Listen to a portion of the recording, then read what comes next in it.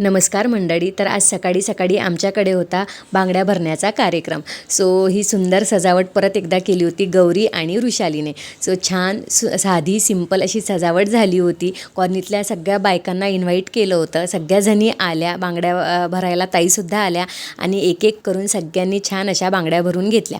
मी सुद्धा खूप साऱ्या हिरव्या बांगड्या भरून घेतल्या, कारण लग्नात हिरव्या बांगड्या घालण्याची मजा आणि ते एक फीलच वेगळा असतो. आणि एरवी तर काही बांगड्या तशा घालणं होत नाही, पण लग्नात मी आवर्जून घालते. मला हिरव्या बांगड्या घालायला फार आवडतात. सो छान खूप साऱ्या अशा बांगड्या घातल्या. त्यानंतर मग घरातली बाहेरची जी काही छोटी मोठी कामं असतील ती सगळी आटपून घेतली, कारण आजचाच दिवस होता. कारण उद्या हळद, देवकुंडी, नवरदेवाची वरात ह्या सगळ्या गोष्टी होणार होत्या. त्यामुळे आजच सगळं काही आम्हाला आटपून घ्यायचं होतं.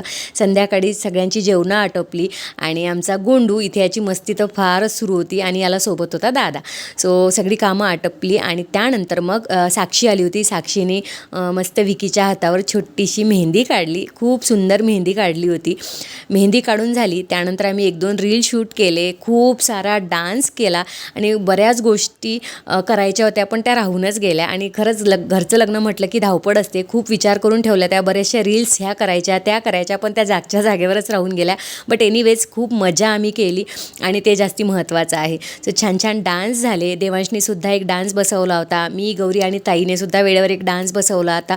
तो आम्ही परफॉर्म केला, पण उद्या वरातीत आम्ही तो तिघी छान परफॉर्म करणार आहे. सो इथे आत्यानी सुद्धा एक मस्त रील शूट केली कॉमेडी. ती तुम्हाला लवकरच बघायला मिळेल. ते बघून सगळेजण पोट धरून हसले. आणि अशा प्रकारे हा मेहंदीचा छोटासा घरगुती कार्यक्रम पार पडला. भेटूया आपण नेक्स्ट व्लॉगमध्ये. Till then bye bye. आणि अजून फॉलो केलं नसेल तर नक्की फॉलो करा. Bye bye.